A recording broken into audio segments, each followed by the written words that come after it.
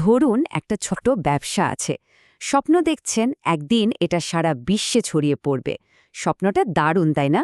কিন্তু বাস্তবে কাজটা কিন্তু বেশ কঠিন। আন্তর্জাতিক বাজারটা একটা জটিল গোলক ধাঁধার মতো। এখানে দরকার হয় একজন গাইডের, যে সঠিক পথটা দেখিয়ে দেবে। তো আজ আমরা ঠিক এমনই একজনের কথা বলবো, যিনি দেশি ব্যবসাকে বিশ্বে দরবারে পৌঁছে দেওয়ার জন্য একটা সেতুর মতো কাজ করেন। তো আসল প্রশ্নটা কি? কিভাবে একটা লোকাল বিজনেস, মানে আমাদের দেশের একটা ব্যবসা, গ্লোবাল স্টেজে পৌঁছাতে পারে?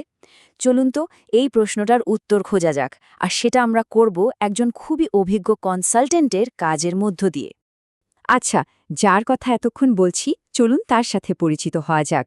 তার নিচের কথাতেই হ্যালো, আমি মোহাম্মদ জয়নাল আবেদিন। এই সহজ পরিচয়টাই কিন্তু আমাদের আজকের আলোচনার মূলে। তাকে একটা দারুণ নামে ডাকা যায়, গ্লোবাল বিজনেস ক্যাটালিস্ট, মানে আন্তর্জাতিক ব্যবসার একজন অনুঘটক। নামটা বেশ ভারী, তাই না? আচ্ছা, তার কাজের গুরুত্বটা ঠিক কোথায় সেটা বোঝার জন্য চলুন শুরুতেই তার প্রভাবটা একটু দেখে নিই। তার এখনকার পজিশনগুলো দেখলেই বোঝা যায় যে তিনি আসলে কতটা প্রভাবশালী। দেখুন, তিনি ট্রেড অ্যান্ড ইনভেস্টমেন্ট বাংলাদেশ বা T&IBর ফাউন্ডার ও সিইও। আবার Brazil Bangladesh chamber of commerce and industry, মানে BBCCI এর সেক্রেটারি জেনারেল। শুধু তাই না, অনলাইন ট্রেনিং একাডেমি বা OT এর এক্সিকিউটিভ ডিরেক্টরও তিনি। বোঝাই যাচ্ছে তার কাজের পরিধিটা কিন্তু বিশাল। কিন্তু প্রশ্ন হল, এত কিছু তিনি কেন করছেন? তার আসল মিশনটা কি? চলুন এবার সেটাই জেনে নেওয়া যাক। ওই যে বললাম বিজনেস ক্যাটালিস্ট, এর মানেটা কি? সহজ করে বললে একজন বিজনেস ক্যাটালিস্ট হলেন এমন একজন কনসালটেন্ট যিনি কয়েকটা জিনিসকে একসাথে মেলান। কি? ট্রেড পলিসি, বিজনেস ডেভেলপমেন্ট আর ডিজিটাল স্ট্র্যাটেজি। এই তিনটার মিশ্রণে তিনি নতুন উদ্যোক্তা তৈরিতে সাহায্য করেন আর ব্যবসাগুলোকে গ্লোবাল মার্কেটের সাথে জুড়ে দেন। এই কম্বিনেশনটাই কিন্তু তাকে অন্যদের থেকে আলাদা করে। আচ্ছা, তার দক্ষতাগুলো আরও সহজভাবে বোঝার জন্য চলুন তার কাজকে আমরা তিনটা মূল ভাগে ভাগ করি। বলা যায় এই তিনটা হলো তার কাজের পিলার বা ভিত্তি। তো প্রথম পিলারটা হলো গ্লোবাল মার্কেট অ্যাক্সেস, মানে আন্তর্জাতিক বাজারে ঢোকার রাস্তাটা তৈরি করে দেওয়া। এটা তার এক্সপার্টিজের একটা কোর এরিয়া, যেখানে ফোকাসটা থাকে ইন্টারন্যাশনাল ট্রেড আর কানেকশন তৈরির উপর। এই ফিল্ডে তিনি কি সার্ভিস দেন?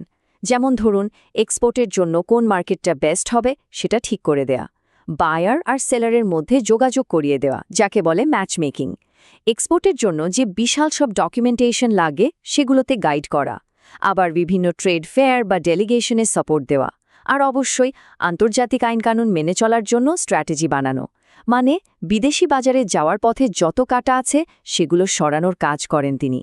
তার দক্ষতার প্রমাণ কিন্তু সংখ্যাতেই আছে।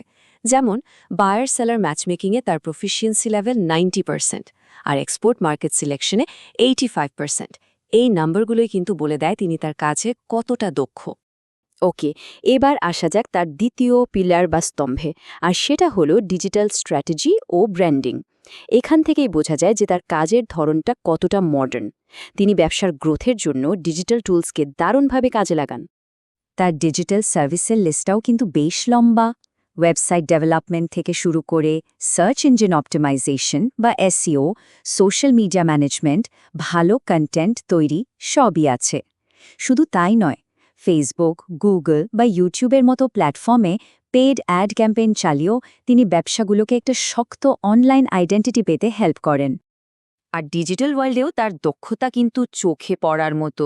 ওয়েবসাইট ডেভেলপমেন্ট আর ডিজিটাল মার্কেটিং দুটোতেই তার প্রফিসিয়েন্সি 90%, যা তার কাজের হাই কোয়ালিটির কথাই বলে। চলে এলাম তার দক্ষতার তৃতীয় এবং শেষ পিলারে। এটা হলো বিজনেস মেন্টরশিপ।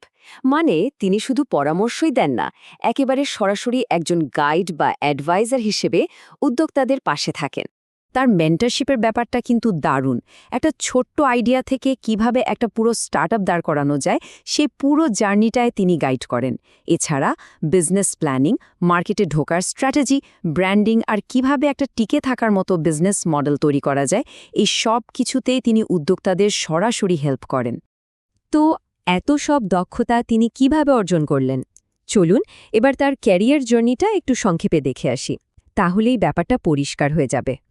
তার ক্যারিয়ারের দিকে তাকালে একটা দারুণ গ্রোথ দেখা যায়। দেখুন ২০০৮ থেকে ২০১০ পর্যন্ত তিনি ছিলেন FBCCI এর অ্যাসিস্ট্যান্ট সেক্রেটারি। এরপর ২০১০ থেকে ২০১৭ পর্যন্ত SME ফাউন্ডেশনের ডেপুটি ম্যানেজার। ২০১৭ থেকে ২০২২ পর্যন্ত ছিলেন DCCI এর সেক্রেটারি। আর এখন তো তিনি TNIB'র ফাউন্ডার ও সিইও, আর সেই সাথে BBCCI এর সেক্রেটারি জেনারেল। মানে তার ক্যারিয়ার গ্রাফটা সবসময় ওপরের দিকে উঠেছে।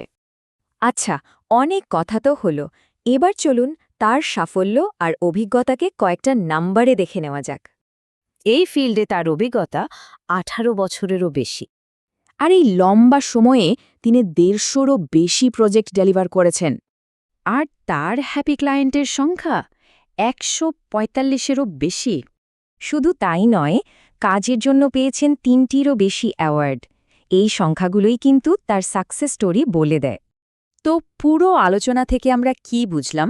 চলুন একদম শেষে এসে আজকের দিনে একজন কনসালটেন্টের ভূমিকাটা ঠিক কেমন হওয়া উচিত সেটা নিয়ে একটু ভাবি। আর শেষ করব একটা প্রশ্ন রেখে। আজকের এই কানেক্টেড ওয়ার্ল্ডে গ্লোবাল সাকসেসের জন্য আসল চাবিকাঠিটা কি? একজন মাল্টিস্পেশালিস্ট গাইড, মানে যিনি অনেকগুলো বিষয়ে দক্ষ, তার হাতেই কি সেই চাবিকাঠিটা থাকে? মোহাম্মদ জয়নাল আবেদিনের মতো একজন কনসালটেন্টের কাজ দেখলে কিন্তু ঠিক এই প্রশ্নটাই মাথায় আসে, তাই না?